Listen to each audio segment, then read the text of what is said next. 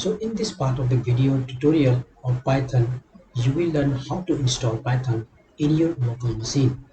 Normally, Python comes pre-installed in machine, but if you want to check if your machine has pre-installed Python or not, you can check like this. So open here command prompt cmd, this command prompt, then type here Python version. You can see Python is already installed in my machine. That is why it is displaying that Python is installed, and it is also displaying the Python version. If your machine doesn't have installed Python, then what you need to do, simply you can download Python for Windows if your machine is Windows.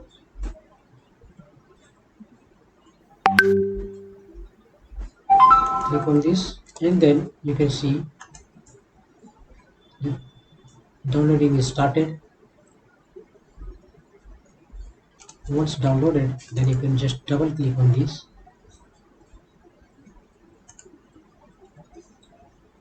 and then it is asking me to upgrade. In your case it will be first time, so it will be installation. Since my machine has already Python installed, that is why it is asking me to upgrade. So I'm just upgrading, but in your case you will install first time. So as you can see, installing Python is very easy on Windows machine, and it's also easy on other machines like Mac OS or Linux. Okay, so as you can see, now it is successfully installed. What I will do, I will just close it and open command prompt again.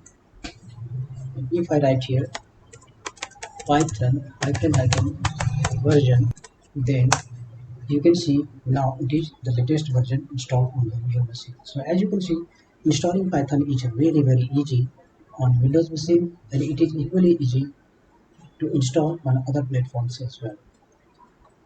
So that's it in this video. In the next video we will see other part of Python, so stay connected and thanks for watching. Bye bye.